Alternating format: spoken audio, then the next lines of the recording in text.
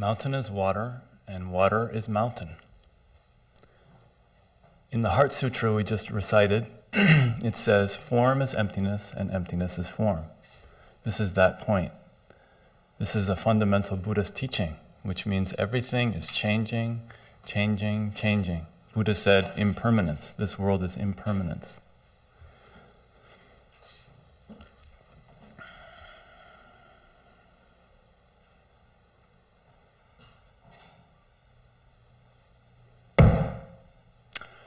No form, no emptiness, which means no mountain, no water.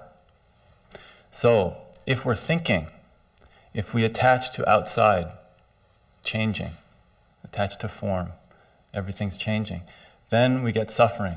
But if we cut off all thinking, then there's no form and no emptiness, which means no suffering, which means no I, no you. In this place, there's no mountain and no water. Descartes, the famous French philosopher, said, I think, therefore I am. But if I'm not thinking, then what? This point.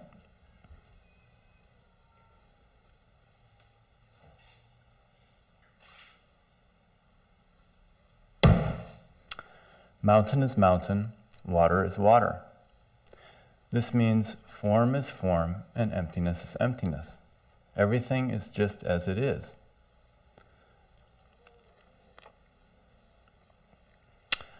So of these three statements, mountain is water, water is mountain, no mountain, no water, mountain is mountain, water is water. Of these three statements, which one is correct? Which one is the truth?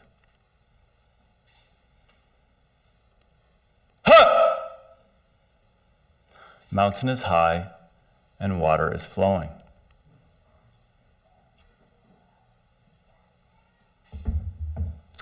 So that is the end of the Dharma speech. That is a special Korean Buddhist formula for Dharma speech. And today I, first of all, would like to thank you all very much for coming here. And especially like to thank S님 for having these talks every month. It's very, I can imagine it must be very difficult to organize these and to, especially to have different monks, nuns, and teachers from different places, especially all around the world, come and then try to match their schedules. And so I appreciate his flexibility very much. And especially I'd like to thank my teacher, who is Venerable Sungsan Zen Master, Sungsan S님, because today I am borrowing his Dharma and sharing it with all of you. So actually, Sungsan S님 spent the last 30 or 40 years teaching all over the world and bringing this hidden treasure of Korean Buddhism to people all over the world, especially first in America and in Europe and all over Asia and Africa. So I owe him a great debt of gratitude. And today I'd like to speak a little bit about his lineage in Korea, which is our lineage, actually. Today I'd like to tell a few stories of Zen Master Manggong and his teacher, Zen Master Kyung-ho, who lived over 100 years ago. Especially if you, after the ceremony, if you walk out here and go up into the mountains behind this temple, that is Kyeryongsan. And there are many famous temples, as you know, in Kyeryongsan. One of them is called Donghaksa, which is especially famous. Nowadays, a lot of bhikkhuni snims or Buddhist nuns live there, and they study the sutras, Buddhist scriptures. It's always actually been a sutra temple. And it's interesting if we look at the shape of the mountains. I'm very interested in mountains. I was a geology major in college, and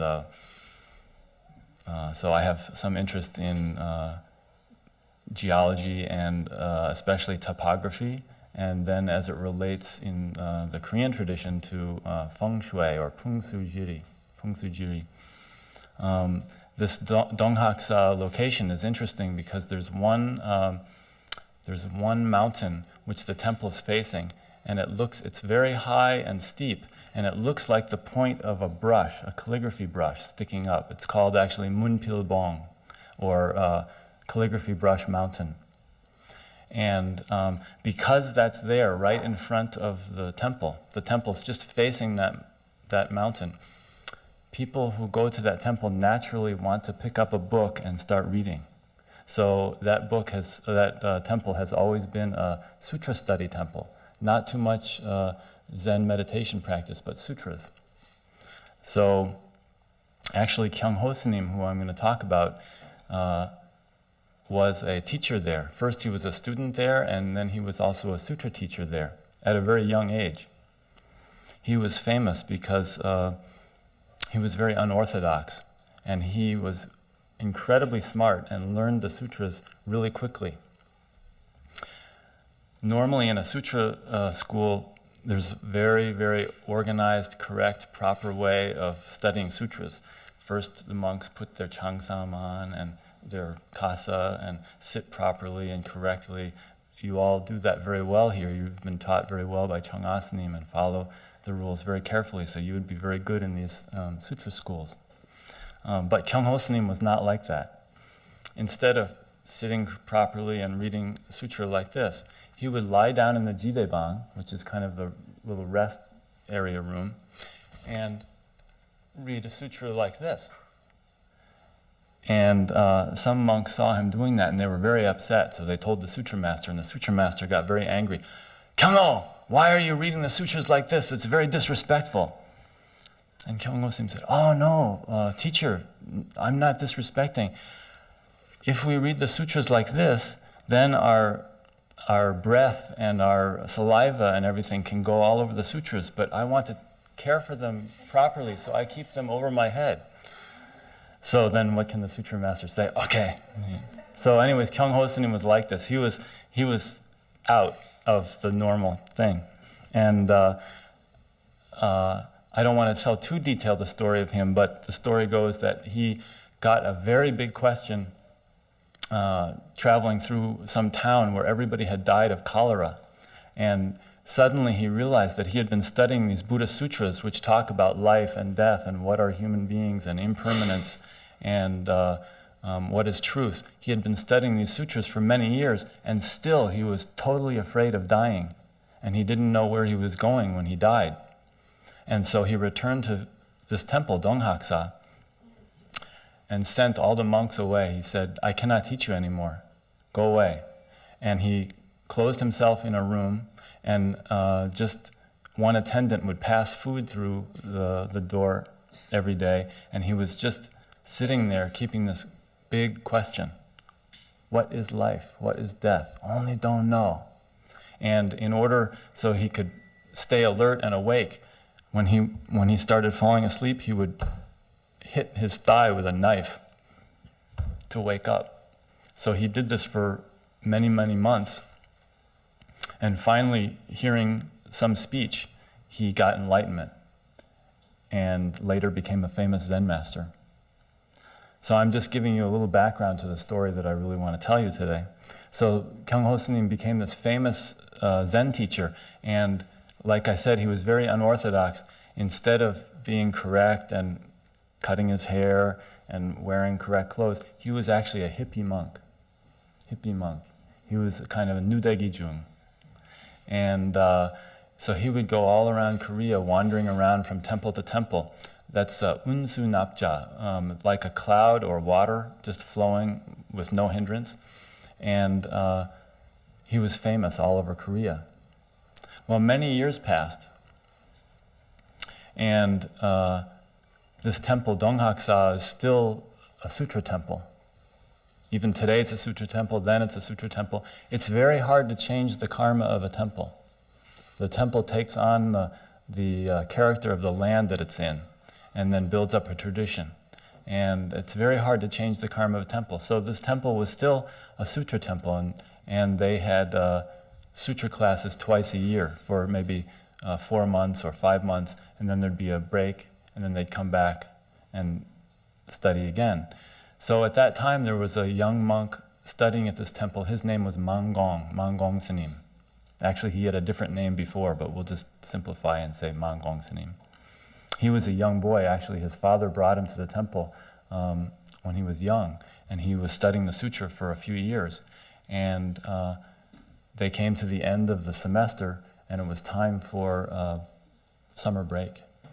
And so there was a graduation ceremony for the monks who had finished the course. And the sutra master got up and gave a talk. And he said, "I hope you all study very hard and learn Buddhism and become like big trees, great trees, which are able to make a big temple, like these columns here. Or become like big bowls, paru, big bowls, which are able to contain a lot of Dharma to give to other people." And he said, in the sutras it says water becomes the shape of the container that it's put in. So if it's put in a round container, it becomes round. Put in a square container, it becomes square. So because of that, always keep good company. Think of the Buddha and always keep good company. So then you will always improve and improve. And be diligent and study hard. That was the end of his talk. Then he wanted to have some congratulatory talks. So at that time, Kyung Ho Sanim, this hippie monk, was there. And he said to Kyung Ho Sanim, please, Master, please give us a short congratulatory talk. And Kyung Ho Sanim said, no. He refused. But he asked again, no. So he asked a third time. And if you ask somebody 3 times to do something, they are obligated to do it. So Kyung Ho Sanim said, okay. So he got up there. And he was a very striking figure here because everybody in the sutra school was shaved head and correct clothes and looked very proper and like a monk. And then here was this hippie monk who had long hair, long beard, broken rags of clothes, and it was quite a contrast. So he got up and he said, "You are all monks. Your life is already for all people. So you don't have to worry about petty personal attachments or hindrances." He said, wanting to be a great tree or a big bowl is a hindrance. It will prevent you from becoming a real teacher. He said, rather than wanting to become a great tree, become like a very skilled carpenter who can use a great tree to make a pillar or build a temple, and can also use a small tree to make some very beautiful decoration. So great trees have great uses, small trees have small uses. Then he said, instead of becoming a great bowl to contain the Dharma, be like the water that flows into the bowl. It will take the shape of the container, and then finally it will flow out of that container and continue on its way. Water has no hindrance, just like Dharma. Dharma, the character in Chinese for Dharma is water plus go, water flowing. So be like water, going into a place, taking the shape of that container, and then flowing out. He said so keep good friends and keep bad friends. Don't reject anything. And then finally he said, my only hope for you is that you completely cut off discriminating thinking. And then he left. That was the end of his talk. And like a lot of monks, he just went right out the door and kept going. So everybody was very impressed. And Mangong Sanim heard this and also was impressed and ran out and followed him and said, Master, I want to be your student. And Kyung Ho Sanim shouted at him, go away. He said, no, I want to be your student. And Kyung Ho Sanim said, "You're too young to study Buddhism." Man Gongsim said, "People have young and old, but in Buddhism, is there youth or old age?" Kyungho-sim said, "You bad boy, you've killed and eaten the Buddha. Okay, come with me." So he took him with him, and Man Gongsim became his student. But Kyungho-sim's a hippie monk. He can't have a little young boy monk tagging along, so he took him to his Dharma brother's temple, which is near Sudoksa. It's called Chunjangam. And it's a small little temple, and he left him with his Dharma brother. So Man Gongsim stayed there for many years. Anyways, that story took place maybe 120 years ago or 130 years ago, a long time ago. And I thought I would tell you my own story meeting my teacher, which is somewhat similar, and it will show that in Dharma, it's kind of timeless. Anyways, I was a student at Yale University, and I wanted to be a philosopher, among other things. So foolishly, I jumped right into existential philosophy, which I don't recommend to you. If you want to study philosophy, start at the beginning with Socrates and Plato and just work your way up. But I went into existential philosophy, and I read Sartre and Camus, and I was very struck that human life has no meaning, no reason, and no choice. And I became very unhappy. What is life? What am I? A lot of questions, a lot of thinking. So I looked around, and a friend suggested try yoga meditation, so I tried yoga meditation, and that was good. But still, I couldn't find what is truth, what is the meaning of love, what is the purpose of our life. And finally, I accidentally found a Zen center in New Haven, and went and heard a Dharma talk by this Korean Zen master, who happened to be Sungsan Snim. And he said in his Dharma talk, human beings have no meaning, no reason, and no choice. I thought, right, exactly. And then he said, but if you throw away I, my, me, throw away I, my, me, you get great meaning, great reason, and great choice. And I said, that's what I want. Then how? How to do that? So then he said, when you're doing something, just do it. When you're eating, just eat. When you're talking, just talk. When you're walking, just walk. When you're driving, just drive. When you're playing golf, just play golf. When you're working, just work. Only inside and outside become one. Then just do it. So that Dharma talk really hit my mind. Yeah, that's what I want. And then I became his student and moved into the Zen center shortly after that.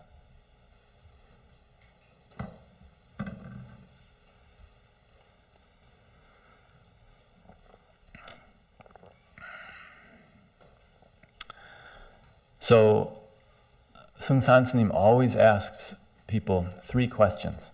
So I will ask them, and we can talk about them. The first question is, why do you eat every day? Why do you eat every day? That question is, why are you living in this world? Why do you eat every day? Means, why are you living in this world? What's the purpose of your life? For whom? There's a famous movie which is For Whom the Bell Tolls. And that is actually a line from a famous poem written by an Englishman, John Donne, which starts out, no man is an island unto himself. No person is an island unto himself. And finally, after many lines, it ends with, never ask for whom the bell tolls. It tolls for thee. It tolls for you. So, why are we living in this world? For whom? Only for me? That's the first question. Why are we eating every day? Somebody maybe says, because I'm hungry. Yeah, that's true. But dog is hungry, cat is hungry, snake is hungry, pig is hungry. So how are human beings different from animals? Maybe not different at all, but maybe also different. Then next question is, why is the sky blue? Why is the sky blue? Nowadays in Korea, it's a little bit hard to see blue sky. Maybe there's a lot of clouds in the sky, or maybe it's something else. In Los Angeles, where I lived, it's also very hard to see blue sky. But at Tekosa, where we live in the mountains, the sky is blue almost every day. In 1 year, over 300 days, it's a blue sky. So why is the sky blue? Everybody knows, oh, sky is blue. That means, what is truth? What is truth? Oh, sky is blue, that's truth. But why is the sky blue? So there's a story, there was a student of my teacher who lived in Paris. Let's call him Francois. And he practiced meditation. He also had a young daughter. At that time, she was about 6, maybe 7 years old. And he would sit in his room at home and do meditation. And one day his daughter asked him, "Daddy, why do you practice meditation?" And he said, "I want to understand truth. I want to understand truth." So his daughter said, "Oh, do you understand truth?" And he said, "Of course." Then his daughter said, "Okay, then I have a question for you. Why is the sky blue?" Then he could not answer. He was really embarrassed and shocked and surprised. His daughter asked him this question, he could not answer. So he told that story to Sung San Snim. And Sung San Snim said, "Yeah, your daughter's better than you. More simple mind. The more thinking we have, the more stupid we are." So why is the sky blue? Maybe some scientists can give us an answer. The sun shining and light rays coming down and hitting the molecules in the sky, and they reflect in a certain way, and blue color is what our eyes see. But that's only explanation. That's only explanation. Zen is not about explanation. Zen is about demonstration, attaining, experience. So why is the sky blue? What is truth? Then the third question is, when does sugar become sweet? When does sugar become sweet? Which means, in our life, how do we live? Moment to moment to moment. How do we live? When does sugar become sweet? So those 3 questions. He would always ask his students those 3 questions. I was his secretary for a few years, and every letter he would write these 3 questions. Why do you eat every day? Why is the sky blue? When does sugar become sweet? So many Western people heard this teaching and got a big question. That's wonderful. If you get a big question, then you've gotten a big treasure, big present from somebody. If somebody explains a lot of stuff and answers all your questions, that's really too bad. They took something from you. So Korean Zen Buddhism is wonderful because it gives us this big question. What am I? What is this? What is truth? Thank you very much.